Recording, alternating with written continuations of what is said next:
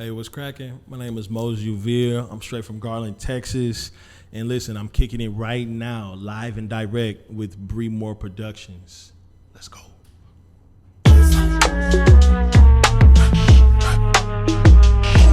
Go on. Bree more. Bree more production. Hey, go on. Hey, go on. Hey, go on. Bree more. Hey, go on.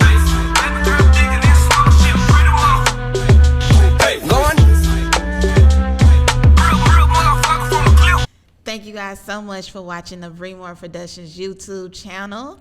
We have a special guest today, and I am happy because this is the second time here, and we are having a one-on-one type of flow interview. So Yeah. our special guest is Moses Uvere. Yo, what's cracking, man? Thank you. First and foremost, you said my last name perfect. Hey! So shout out to you for that. Because I care. You do, man. I care. The attention to detail is A1. Like, you know what you're doing, man, and I love it. It makes me feel like I just love the excellence behind what you're doing.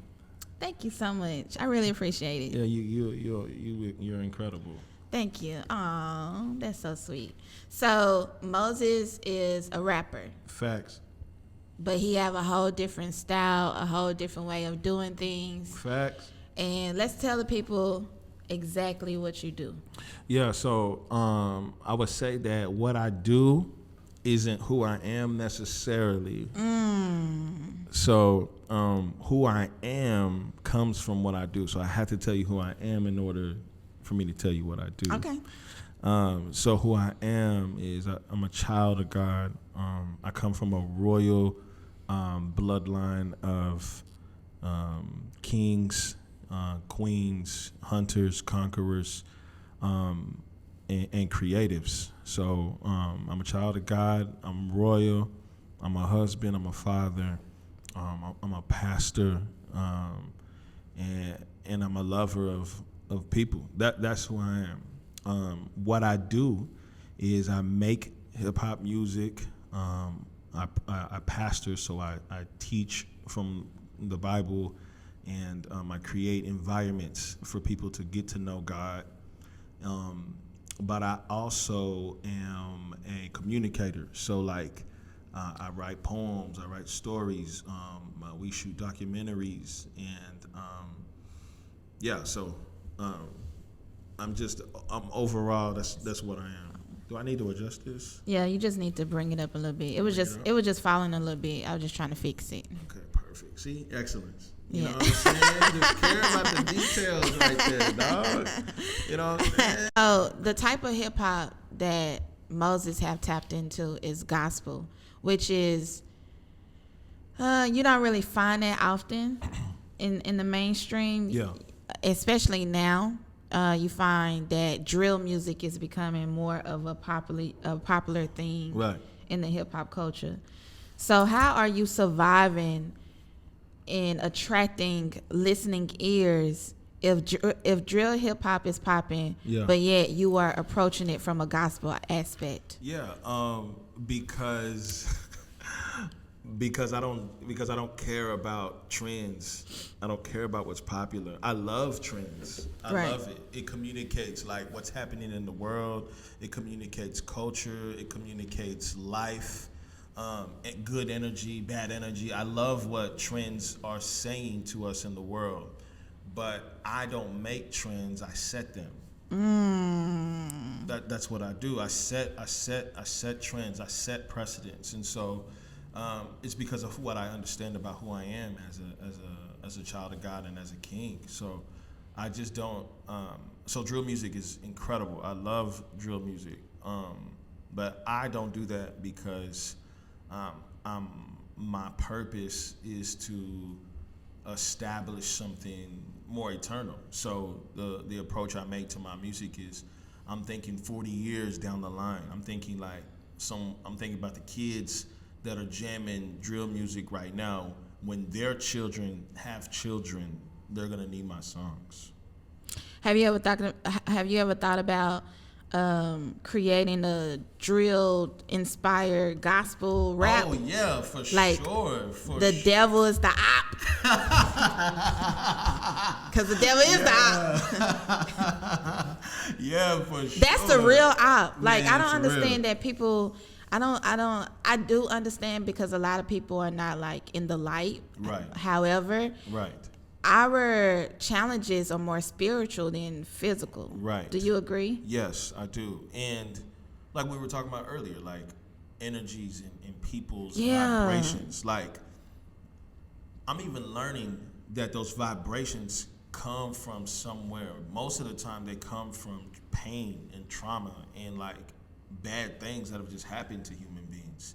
And so they've decided to take those things and allow it to become their identity. Mm-hmm. And so for me, I'm trying hard to look past that and not allow somebody with hater energy or negative energy to change the way I treat them. I want to be able to treat an enemy and an op with the same kind of love and compassion I would for my best friends or for my girl or for my children. Because everything I do is a seed. Like when I say something, when I do something, I'm inserting something in the earth. And so if I do something evil, I'm planting something. If I do something bad, I'm planting something. I expect that anything that I do, that fruit is going to come from it. I expect good things. I expect anything to come from anything that I do. So if I do something bad or bring hater energy into a room or to a space, I expect that somebody's going to try to bring me that same energy. But if I bring light, positivity, godliness, righteousness into a room, into a space, I expect that when I go in other spaces or in other places. So, I get why people are like that. But if you're not tapped into who you are and taking real inventory of your life and analyzing what's going on in your heart, you're gonna be doing all kinds of things because we're sponges. We just take on everything from everybody. You know what I'm saying? So I understand why people do it. I just try to look past it. How do you look past it though? I'm gonna be honest. I don't know if I know how, but what I try to do is really move slowly. I try not to move fast when I'm dealing with people because it allows me to really get the whole picture. So when I meet somebody that has negative energy towards me, which it does happen often for me, what I try to do is ask them questions that are centered around love. I try to change the atmosphere, because that's also what I believe about myself too, is that I believe that my energy and my strength and my spiritual power that lives in me, I believe that it's stronger than anything that resides on the earth. So if someone even has the intent to kill me, I believe that my strength as a human being and as a spiritual being connected to God, like my strength is stronger than that hater strength, than that hate, than that, that negative energy. So when I sense it, I try to change the room. So I'll ask them questions about love, or I'll be like, man, that's a fly, oh, I love those shoes or whatever.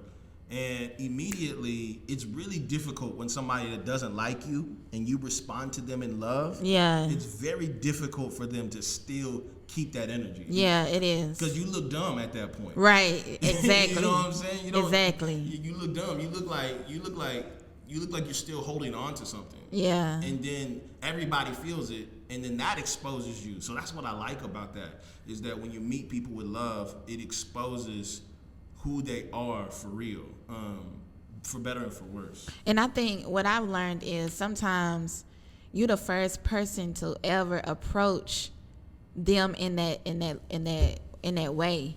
They've never had that type of. Usually, if somebody approach them if they approach somebody negatively, and then they'll get that same response from that person. Right. They're not used to you saying, you know what? You look good today, sis. Right. You are beautiful, sis. Right. You are loving. You are kind. You are wonderful. And they like, what the? I just cussed you out. Right. Why you talking to me like that? Right. And some people will try to expose it and be like, why are you faking it? Why are you doing this? Why are you trying to pretend? But if you're really sincere and you really pull that compliment out of a real place, it's really hard for them to try to expose you in that way. Because if they do, all you got to do is remind them of what is true about them. So if you can find a quality about someone that is enduring and you're able to acknowledge that, it's very hard for them to ignore that. Like if I tell you, man, I love the way your hair looks, it is very hard for you to ignore the fact that somebody noticed you that way. Right. And it then you have to respond. You either are going to change and say, all right, thank you, or you're going to be negative about it. And the reality is when you choose to be negative when someone's giving you love, it just makes you look bad. Yeah, it just... You know what I'm saying? It makes you look really bad. So, what Nipsey said, it exposes your rage. Yeah. Like you just... Sometimes it's not even necessary. Right.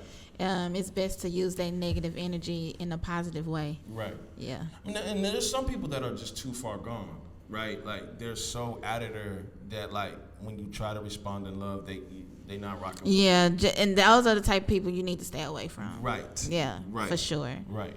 Yeah. So I heard that you just opened a church. Yes. Yeah, we did.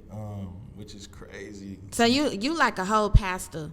Now I am. Yeah. You create the sermons. Yeah, I do the whole thing now. You take up the what is that? The collection plate. Right. The offering. All that. Yeah, we doing all that. So how does it feel to be a pastor? It doesn't feel like anything different. I think in everything I've ever done, I've always put people's interest above my own. I've always sought to be able to love my friends and my enemies. I've always prayed for people. I've always talked to people about things that I'm learning about God and about things that I'm learning about myself. Now I get to be able to establish an organization behind the things that I'm already doing. Right. And I get to find a way to bring people into a family context to protect them. And because I got this big brother mentality in me because I'm the oldest of 6. And so I'm always a big brother and a big homie to so many people. And I just attract people that need fathers and that need big homies and that need big brothers. And so this church allows everyone to exist together and grow with one another instead of them just hanging out with just me or me hanging out with them. Now it's like we're building a whole community of a lot of us that are kind of the same type of people.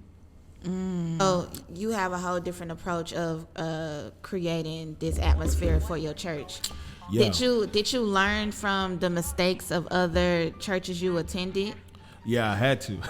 Okay. I had to because too many people were telling me, man, Moses, I went to church and then this dude tried to holler at me, or man, I went to church and The pastor. Yes.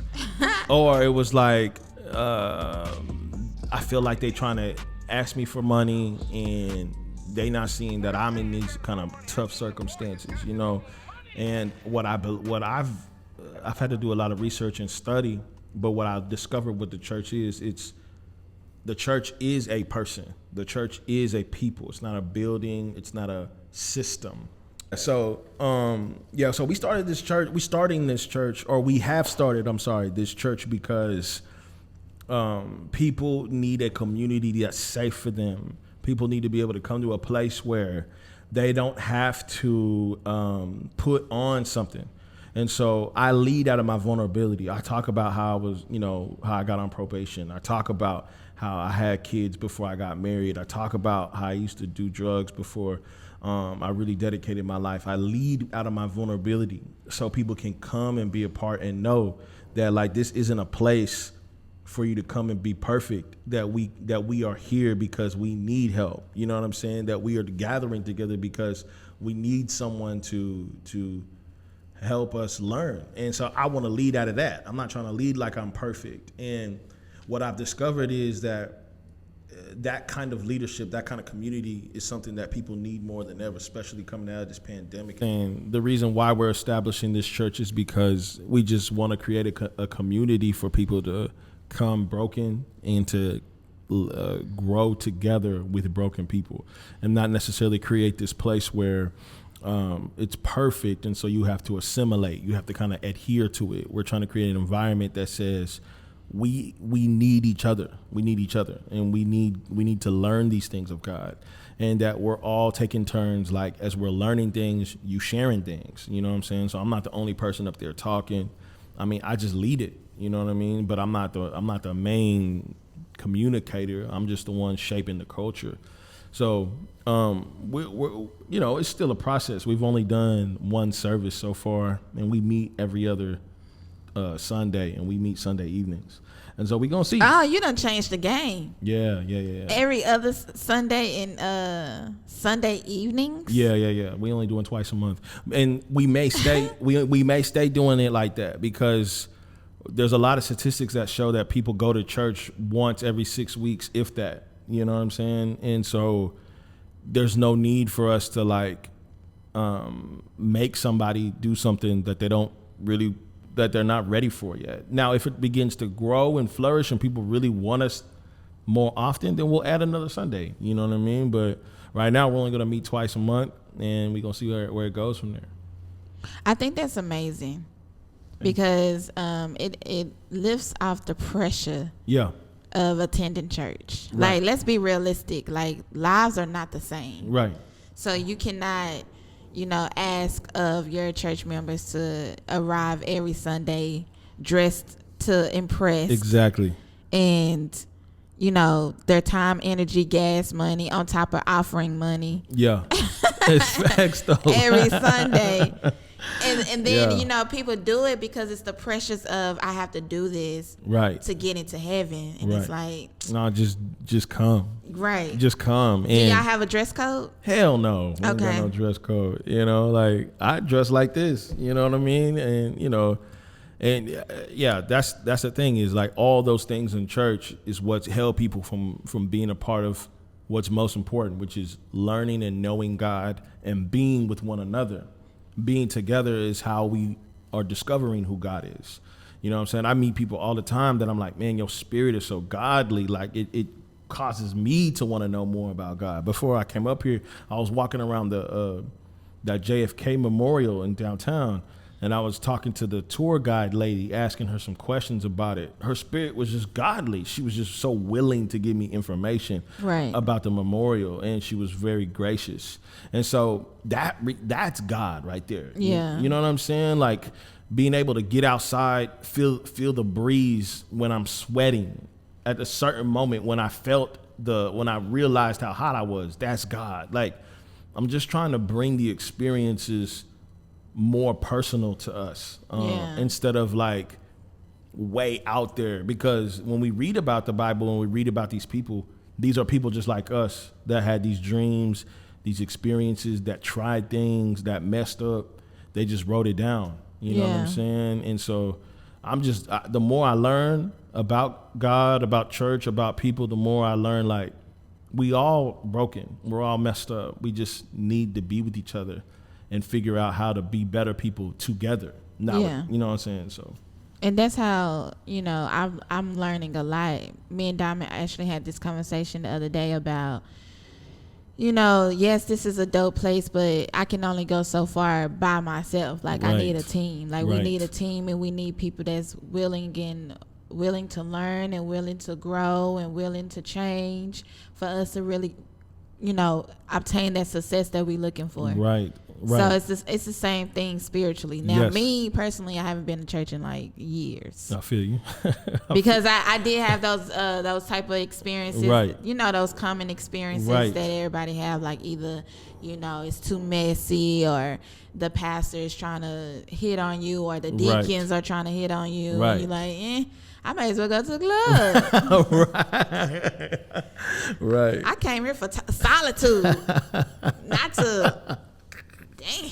Yeah, no, it be like that. It really do be like that, and there's no way around it. But like anything else in the world, the best things in life, the highest quality of things are always hidden behind the debauchery. They're always hidden behind the nonsense. You have to dig for what's good. That's the same way with music. That's the same way with clothes. That's the same way with people who do your hair. You have to dig and find and try out things to find the best person or the best situation that fits you, because the world we live in is just sinful. You know what I'm saying? There's just so much nonsense around here. Yeah.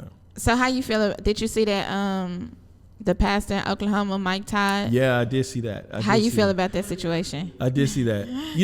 This is how I feel about it for real. A lot of every pastor that I know that saw it and talked to me about it, they were all very like, see, man, I knew there was something off with him. They were ready to kind of hang it up on him. And they were just like, oh man, he messing it up for everybody. He making pastors look bad, this and this. This is what I believe. I believe every time I've heard him speak, that man carries like the presence of God with him. There's something special and unique about him. But I can also tell like he's just like us. You know what I'm saying? He's just a person. You know what I mean? And his church is popping. It blew up very fast. His Instagram popping blew up very fast. So I've been there where I went from nobody knew me to I'm on tour and on the radio and on television really fast. Yeah. That stuff changes you. It does. You're not the same when people have more reverence for you than they do for their own kids. Mm-hmm. And so what that does to you sometimes is make you arrogant. Yeah. And so what I see from him is it was a moment of arrogance. And I think that's real for somebody who came from obscurity to prominence in a very short amount of time. So I wish people would give people more grace around that, because you carrying that burden of being popping and being popular, and having to shake hands and take pictures with people. I mean, when I pulled up here, somebody was like, oh, wait a minute, that's Moses. Yo, can I get a picture? Like, that happens to me all the time. And yes, people will say, yo, you signed up for this, and oh man, this is what you said you wanted to do. But sometimes I don't want to take a picture with somebody when I'm using the bathroom, or sometimes I don't want to like have to stop and talk to somebody when I had a long day or just got into a fight with my girl or something like that. Yeah. And so I'm gonna have a little bit more mercy on people that are very prominent, because I'm not as popping as them, but I experience it around the city here where like the pressure is real. So, and when you get that much attention, it does change you. Sometimes better, sometimes for the worse. So I think he's just navigating through it, and I think we need to let him make it, shoot him some bail. You know what I mean? Now, if he keeps on doing it, yeah, let's hold him accountable. You know what I'm saying? Let's be like, yo, hey, why don't you sit down? But yeah, man, I think he still got it. I think he just made a mistake. Yeah, I agree with you. It was definitely disgusting, but Right. once he made his statement about it and he agreed that it was disgusting, We good.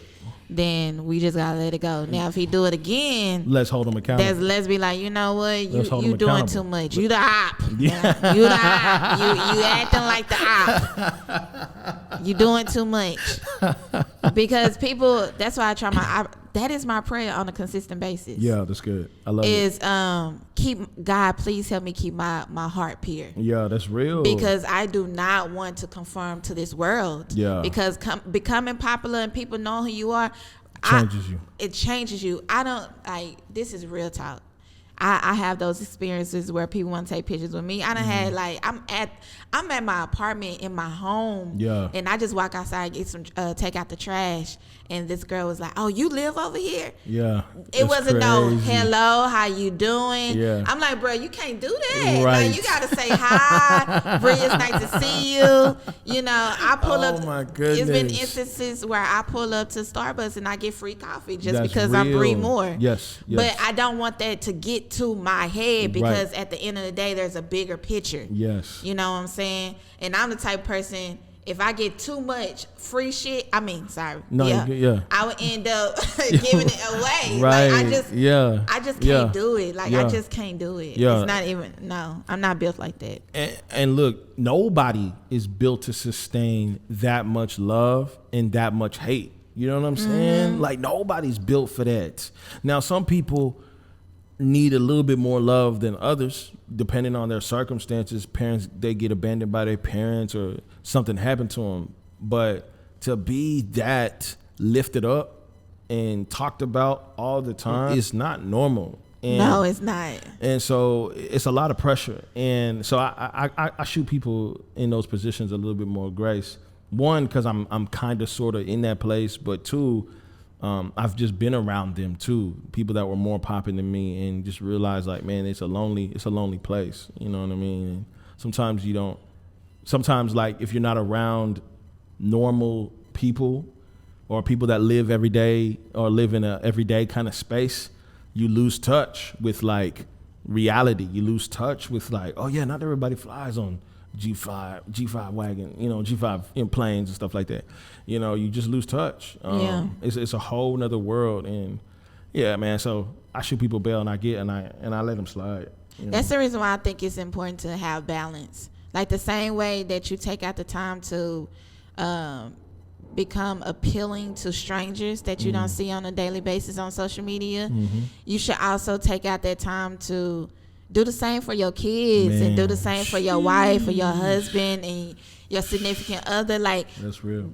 Be appealing to them as well. Yeah. Don't just, factor them out and like, oh, I have to go get this money. But you also have to get that type of love from the people that know you the most. But what we doing is for our people, to advance them, to set them up, to get them in positions of influence and power as well. So, and there ain't nothing wrong with that. I believe that's actually godly. The Bible says that if you do not work, you're not fit to live. You know what I'm saying? So putting forth energy to make something happen for your people is a godly thing.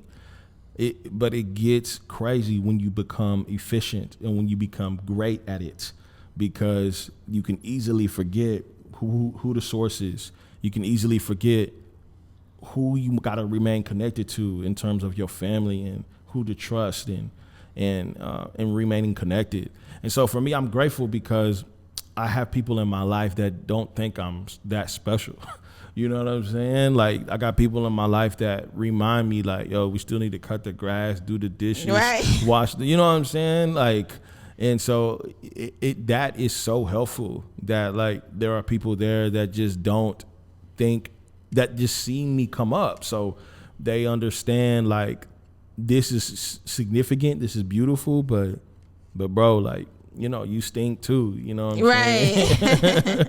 So yeah. I tell my people, please don't talk to me like I'm famous. Yeah, seriously. Do not talk to me like I'm famous. Don't treat me as such. That just makes my skin crawl. Yeah, I just always kill. Anytime I get that kind of energy from people, I just kill it immediately. I give them a hug, or I do something to be like, man,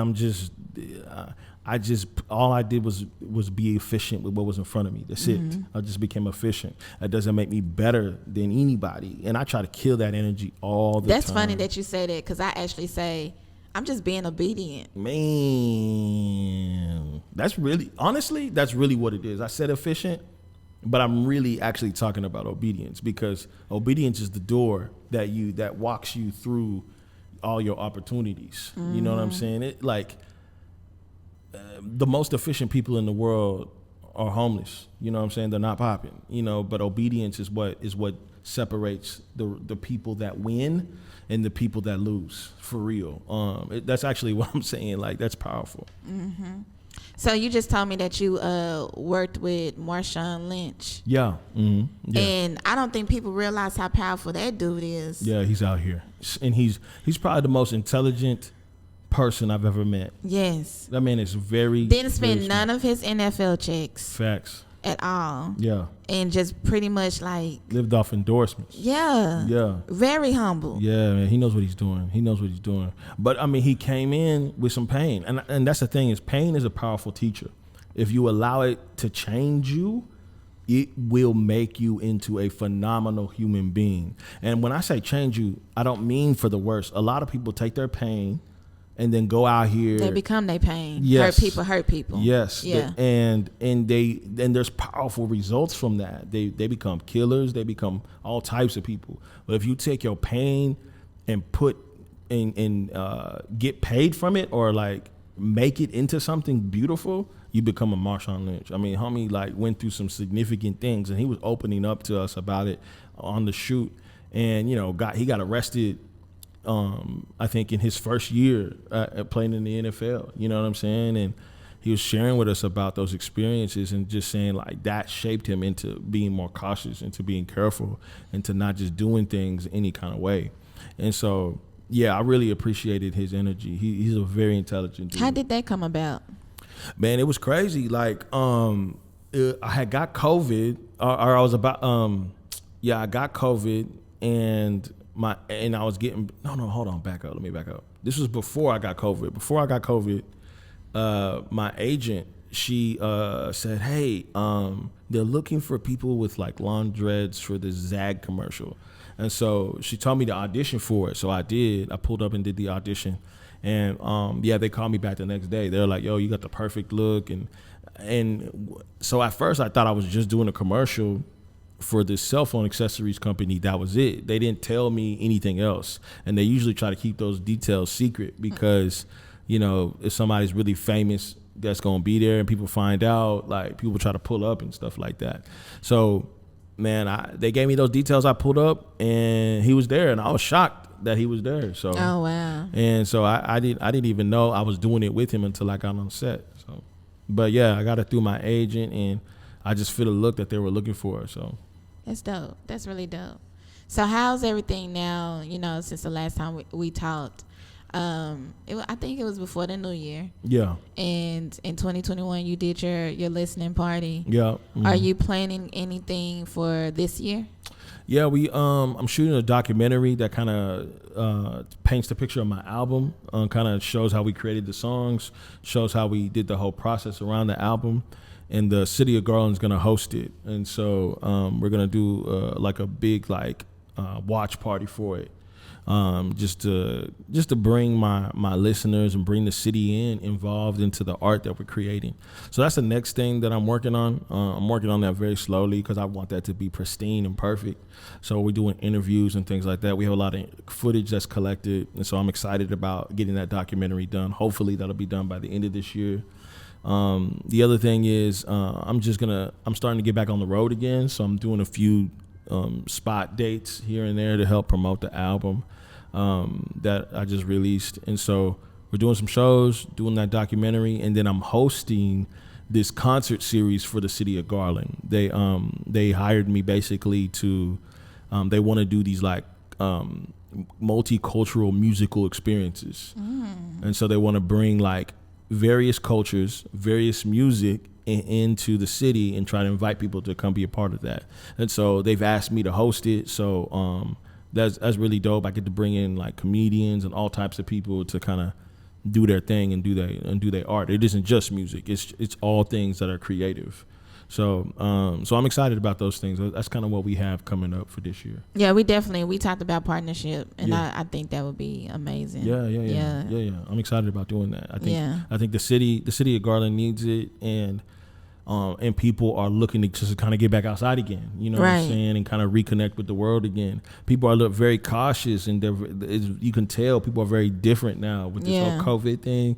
That they won't stay as long as they used to, you know what I'm saying? They staying masked up, a little distant. So you can feel that energy, but you can tell that people are still longing to be together. And so I want to continue to create these experiences for the city and for our people, just to remind people we know that this virus is out here, but it doesn't need to stop your life. You need to still live your life still, you know what I'm saying? So even after you had COVID, do you have a different way of living? Man, I'm a different person. Because I was in the hospital for a month with COVID, and I ended up having to go to a rehab center to learn how to walk and to learn how to breathe and to learn how to tie my shoes again. It was life changing for me. I saw in that moment, in that season of my life, the way people were treating my family was beautiful, but it was also very difficult. I saw people sending hundreds and hundreds of dollars of DoorDash, so my wife and my kids don't have to worry about cooking, you know what I'm saying? And people I didn't know doing that. But then I also saw people online being is this a publicity stunt? Is he trying to just pretend he got COVID so he could sell his album? That was heartbreaking. Those were from people I knew who said those kind of things. Yeah, that's crazy. And so so it changed me in terms of how I deal with people. It just has made me become more cautious. And anybody that knows me, man, I love everybody. You know what I'm saying? I don't have very many enemies. I treat everybody like my family, like they're my friends. It's just the way I am. I have a big capacity to love people because I really do love people. Mm-hmm. But the reality is, after getting COVID and being sick, I just realized I'm loving people because I'm lacking love from other areas. And I'm needing to regain my love in God, really, and really trust him and trust the love that he's given me instead of like seeking the affirming words of people that are my fans and things like that. And so being in the hospital, I had a lot of time to think about that and realize that I was controlling too much of my life and not really trusting God with where he was leading my life. You know what I'm saying? I mean, I've been able to do incredible things and see incredible things happen, go on tour, open up for famous people, been on television, been on radio. Like, all that stuff's been amazing. But a lot of that stuff, I willed it into the world. Like, I just hustled and pushed and grind for it. And when I was in the hospital, God was like, look, you have no control over your body. You got your wife making medical decisions over you. I had to get 2 blood transfusions, other people's blood in my body. It just threw me off. Like, man, I got somebody else's blood rolling through my veins right now. I had no choice about that because I was that out of there. You know, I couldn't make those medical decisions because of my capacity was gone. And so that taught me, like, man, that I got to trust God with every decision and quit trying to control my life. And I need to be a little bit more cautious with people. Yeah. So do you believe, like, I came up with this theory, and you can correct me if I'm wrong, that you do have to protect your energy? Man, it's not only so important, but it's biblical. Like, it's in the Bible, and so many philosophers, so many teachers talk about it. But everyone talks about it from a place of pain. Like, oh, you hurt me, now I'm going to protect my energy. It's kind of like, no. Like, you need to be protecting your energy not based on what someone has done to you, but based on the fact that you are a sacred and beautiful and incredible human being. Yeah. Like, your person is incredible. And so, yeah, the Bible talks about to guard your heart because everything from your life flows from your heart. Everything from your life. So, like, the way you love your children, it grew from your heart. When you snap at somebody because they talk to you, that seed grew in your heart. And so, yeah, we do have to guard it and protect our energy and protect who we let into our life, who we let speak into our life, because even the things people say about you can plant a seed in your heart. Yes, that's true. I just talked about that yesterday. You know what I'm saying? And so you may hear them say something dumb and ignore it. That doesn't mean your soul did. Yeah. Preach. You know what I'm saying? Yeah. Your soul is still like, it's a sponge. It's grabbing hold to everything. Right. So then when you go on 2-3 weeks later and this person says, oh man, this person said something dumb about you. You might have a moment where you said something or did something bad. Then that voice from like a week ago is gonna reinforce that dumb thing you did. Yeah. You know what I'm saying? And you're like, man, where did that come from? Where did that thought come from? It's because you're not protecting your energy. You're allowing things to speak into you. So when someone does step to you and say like, man, Bree, I don't know how far you're gonna go with this, you have to in the moment correct them. You have to put a distinction that says, hey, you may not understand this, but I see the vision. So just pay attention, rock with me, and then let my life speak for it. Oftentimes we try to be too nice to people and let people like say things and do things because we're being too nice, because we're trying to be like cordial, but your soul don't know the difference.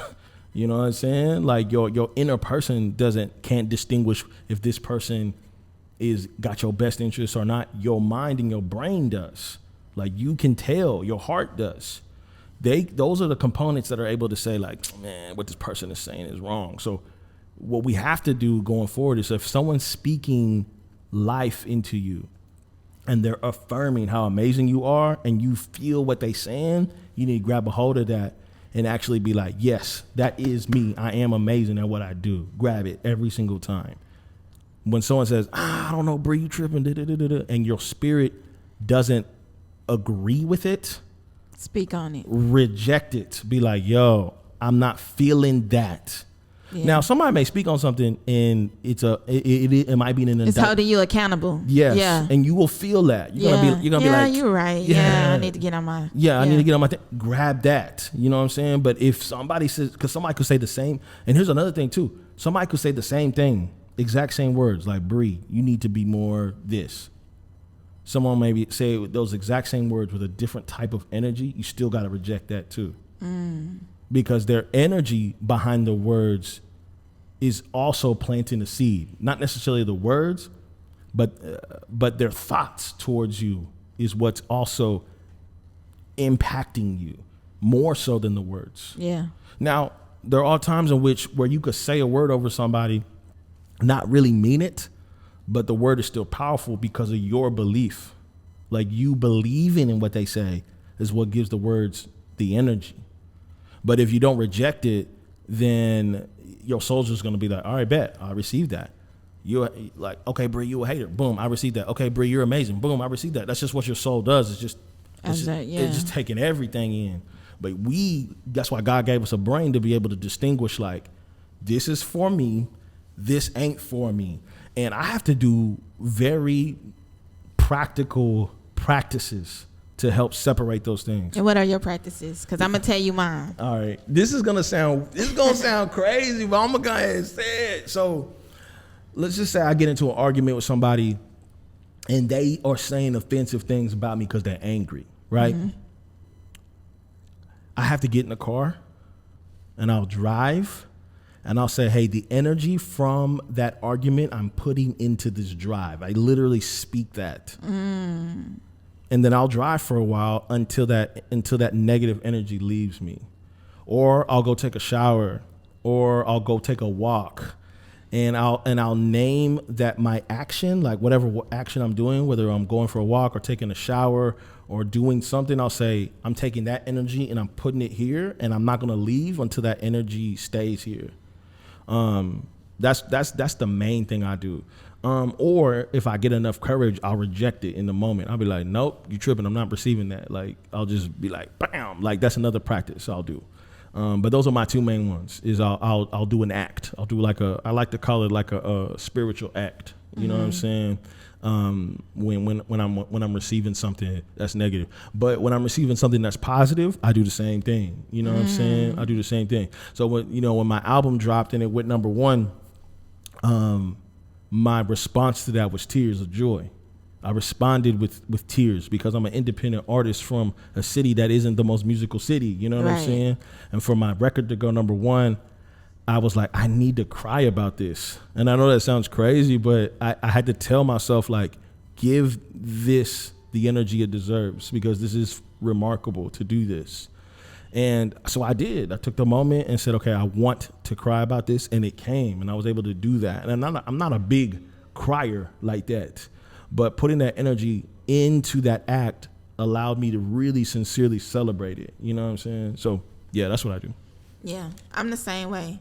I have learned through depression, though. I learned this after depression to cry when it's needed. I just cried before this interview, before you walked in here. Yeah, because I'm still grieving the death of my father-in-law. That's still heavy.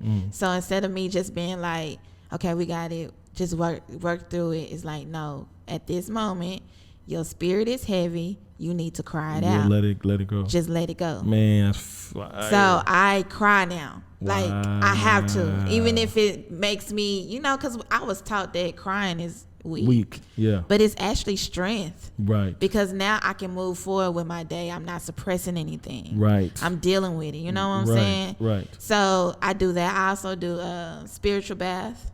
Wow, that's crazy. Even if I already took a shower, I just be like, let's just cleanse myself. Let's just talk to God in this moment. In my nakedness, it's probably too much information, but it's just real. Like, that's powerful. It's very powerful. And my spiritual advisor, she told me about this soap, and everybody been using it. It's Dr. Bonner's or something like that. And it has like affirmations on the bottle and prayers and stuff. So it's the peppermint.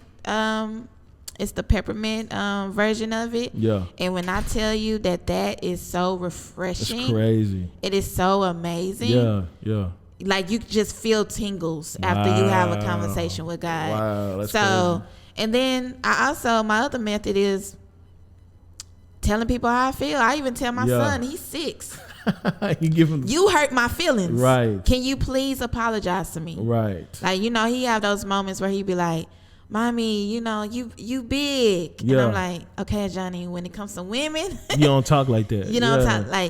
but you hurt my feelings. He be like, oh, I'm sorry. And him knowing that he hurt my feelings, it feels him. Like Yeah. he feels that. Yeah. So I just tell people, like you said, right then and there, you know what?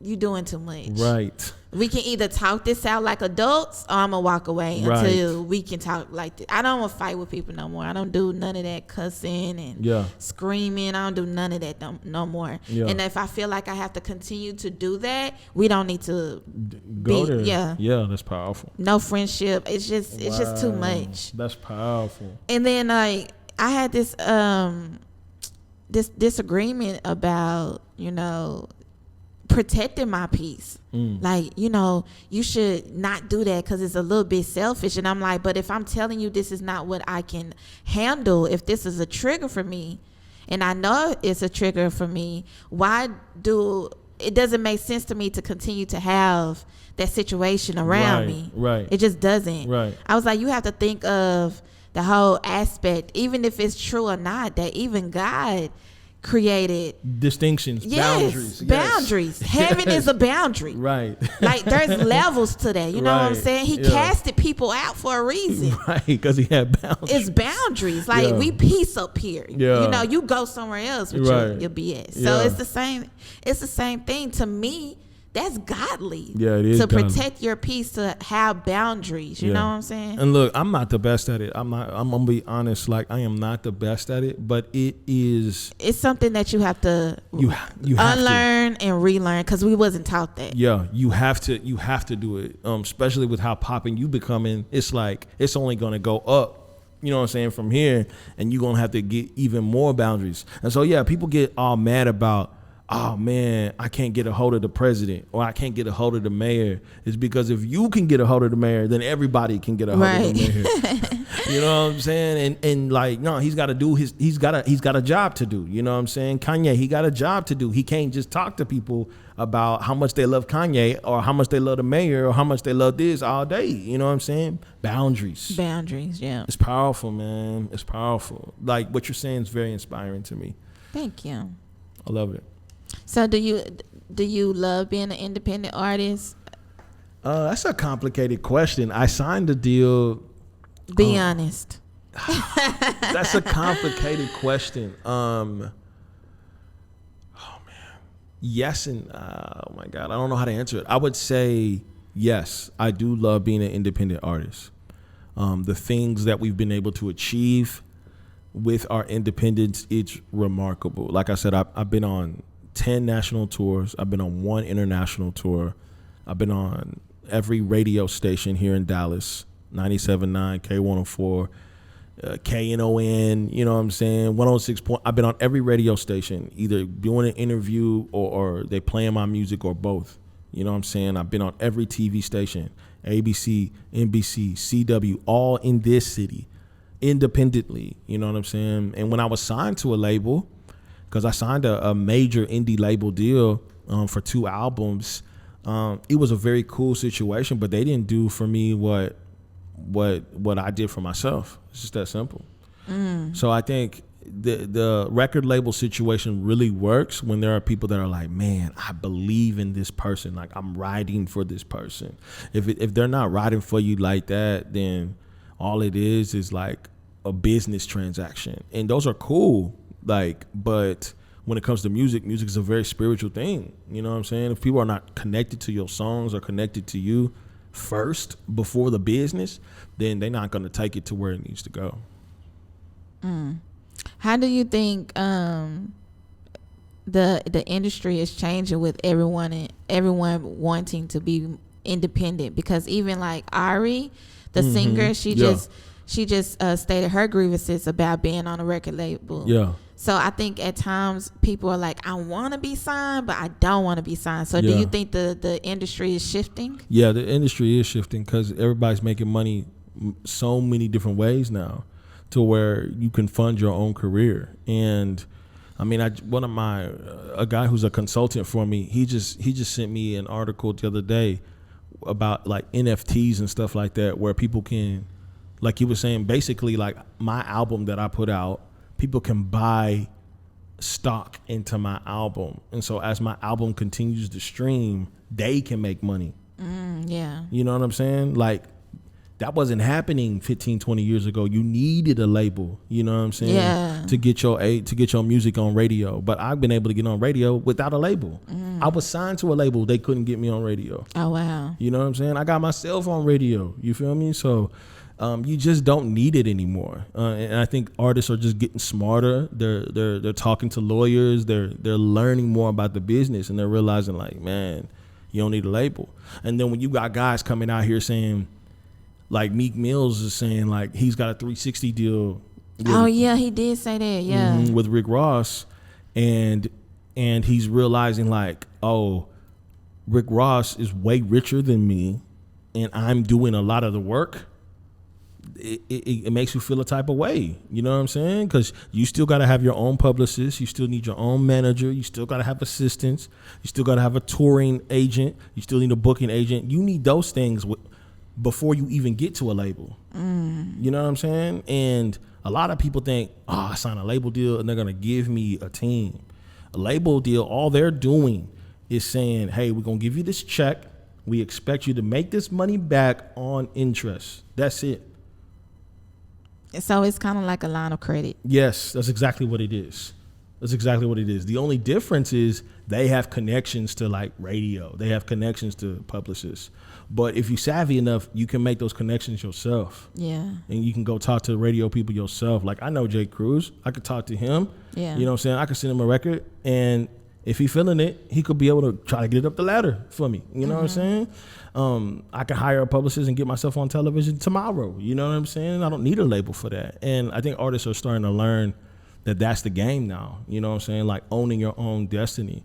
And that's what I love about being independent. But the con about being independent is you're having to spend your own money every time. So you might make $20,000 off a record, but you spent probably 18, you know what I'm saying, to get it out there and get the photo shoots right and all that kind of stuff. So if you having to spend someone else's money versus spending your money, it feels a little better. But ultimately, somebody got to recoup, either you or them. So I'd rather recoup than having to recoup somebody else's money. Yeah, I was about to say, just, you know, brand your existence. LLC that thing. Yeah. And get some business credit and Go for it. content and everything that you buy, from the clothes to the cars. You write that off. Write it all off. And so so I tell artists, like, if you really think you that dope, go get a loan then. Yeah. Like, if you really go that hard, it's not hard to get a $10,000 loan. $10,000 will get you, it'll at least get you moving around here and locally. Yeah. You know what I'm saying? Like, go get a loan. But you tell an artist that, they're like, nah, they don't want to do that. You know what I'm saying? Because you're having to really bet on yourself. Yeah. And when someone else is betting on you, it's a little easier. Yeah, you don't have to do the work, but then again, you're not catching those gems. You're not catching those lessons. Right. Somebody else is catching the knowledge, and the knowledge is what actually. That process to get that knowledge is what actually shapes you into a phenomenal human being. Like, learning how to make those mistakes, navigate those dangerous waters, knowing who to talk to, getting okie doked, you know what I'm saying, getting your money took, all that is what makes you great. You know what I'm saying? So, yeah, that's what I like about being independent. But, you know, I'm in a conversation right now with the label. We talking about maybe doing like a partnership kind of deal to where I own and they own. So I got to put money, they got to put money. That's interesting. You know what I'm saying? And so we're having conversations about that right now.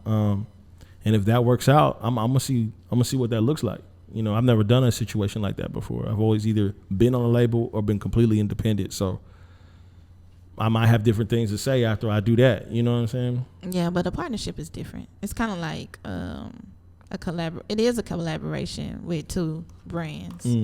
Like Coca-Cola doing a collaboration with a fashion brand. Yeah. That's how you gotta look at it. Yeah. So we both win. Yeah. We both own, like you said. Yeah. And I'm not gonna have as many losses because artists have losses. Big ones. Big losses. ones. Big ones. To the point where they don't own the music. Like Right. they not getting like that is wild to me. Yeah. Like that is wild. Yeah, I put out 5 albums. 2 of them I don't. I don't own them. You know what I'm saying? And what's sad about that is those 2 albums is when I did the most amount of touring, the most amount of exposure. Not the most, but a lot of exposure. And those are my high streamed albums. You know what I'm saying? And yeah, somebody else is getting that money just because I did 90% of the work. That's crazy. You know, but but I believed in them because I didn't have a studio at the time. I couldn't afford beats. Like that exchange, I gave all that up for that stuff. Yeah. And now I'm in this position where I make my own beats. I got my own team. I got my own band. You know what I'm saying? We making the music out of my house. You know what I'm saying? So I'm in a different position now. So I don't look at it as a complete loss, but it is real. Like I do have 2 albums that somebody else owns. You know what I'm saying? Is that the way that you created the connection between you and Mr. Lee? Facebook, because people were asking about Christian rappers and asking about gospel rappers, and a bunch of people left comments being like, Moses is the only one I know, he goes hard, this and this. And so I asked one of my partners, his name is BC, he's kind of like a promoter manager out here. I was like, man, do you know who this is? Yeah, we know. Yeah. Oh, you know BC? Yeah. You know BC? Yeah. Shout out to BC. Yeah, shout out to him for real. I mean, half of the things that have happened is because by way through him. You know what I'm saying? He just know everybody. He is the plug. Yeah. So, anyways, I said, hey, this man said he want to do some records. I said, do you know him? He called me immediately being like, nigga, how you not know who this is, man? This man is like, he was going crazy. He was like, he's like the Dr. Dre of the South. He's got records on records. And I was like, facts. Man. And I was like, yo. And so we locked in. He sent me a record. And Mr. Lee's a perfectionist, man. He made me redo this record probably like 10 times. Seriously, I had to rewrite, re-record one song 10 times. And he's a perfectionist. But it produced this new level of work ethic in me, because that man is a monster when it comes to work. Like he can bang out multiple songs in a day, and he's just locked in like that. And so when we connected, he had me work on this record. I did my best I could, and now that particular record is going to be the lead single for his gospel album that he's releasing. And so we cut probably about like 20 songs for that album, and in the process of that, you know, we've been talking about doing a deal too. You know what I'm saying? About him signing me and stuff like that, and me doing a personal album with him in his production, and then also his own gospel album. You know what I'm saying? Which, I mean, I'm gonna go ahead and say this because he said it, but it features like Chance the Rapper on it. It's got Yolanda Adams, Lecrae's on it. I think Bobby Sessions from Dallas, he's on it. Oh, that's dope. Yeah, so there's a lot of people that are gonna be on that record. I think he even got Keith Sweat. I think Keith Sweat's gonna be on it. Keith Sweat? Yeah, he's got Keith Sweat on the album. I was like, man. So I'm excited about what that's gonna become. So that's amazing. Yeah, I met Mr. Lee, not personally yet, but there was like this Zoom meeting when the pandemic first dropped. Oh. And it was like all Houston artists, and he was on there, but he was the only person that was like representing Dallas, and he was telling all the inspiring artists, like, you don't necessarily have to leave Dallas to pop. Like, you can pop here and still have a reach outside of Dallas. Right. Because he was like, look at me. I done worked with Nipsey Hussle. I done worked with Pimp C. I done worked with all these other greats, and I'm in Dallas. Like, I'm here. That's fire.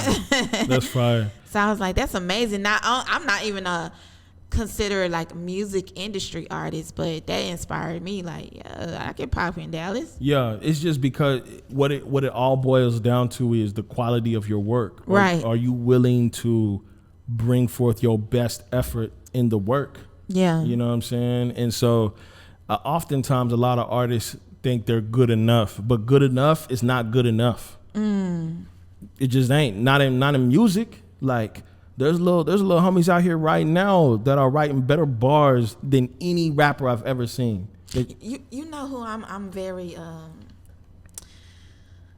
they done got me to cross over lately. Okay, talk to me. Yeah.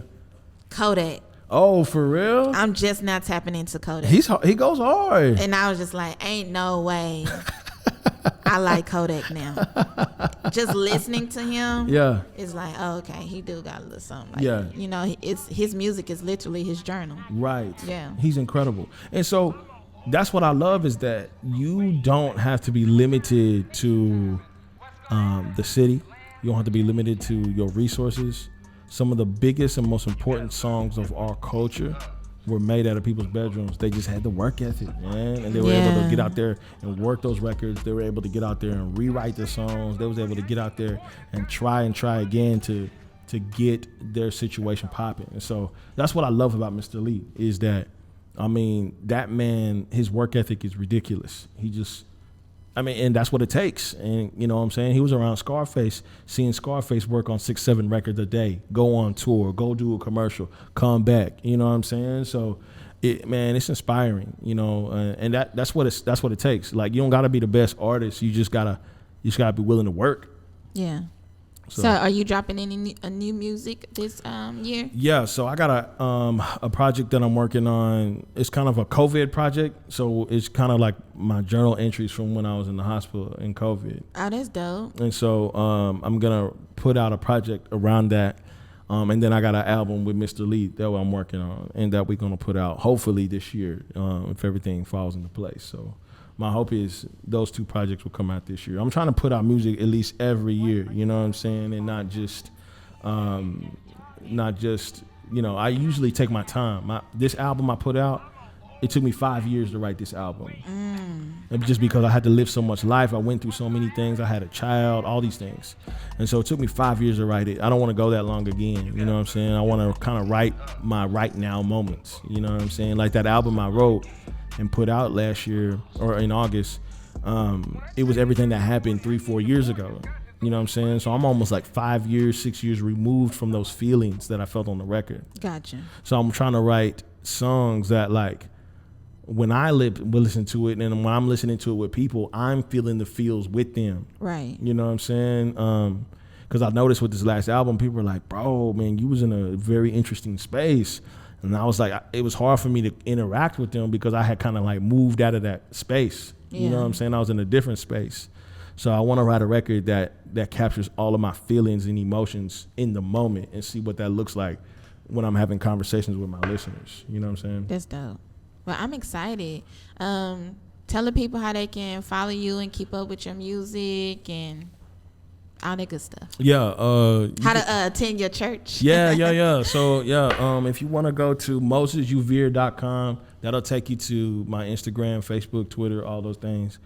And then if you want to check out our church, it's called vineoflife.org. That's the name of our church, is Vine of Life. You just go to vineoflife.org. You can kind of read about our church and what we about. So, yeah. So. That's dope. Well, thank you so much. Yeah. Thank for you. visiting again. Yeah, for sure. We had like a lot of technical difficulties. I just couldn't do that. I was just like, cool. We gotta do this right. You know what I'm saying? Yeah, no, it's good. Thank you guys so much for watching the Bree Productions YouTube channel. Make sure y'all subscribe. Yeah. Y'all leave a comment if y'all have any questions or if y'all would like to chime in the conversation. Leave a comment and also like the video, share the video. We need all the subscribers we can get right now. Yeah. Thank you guys so much for listening and watching. Yeah. I said watching. Watching. Until next time, stay dangerous. Yeah. Peace.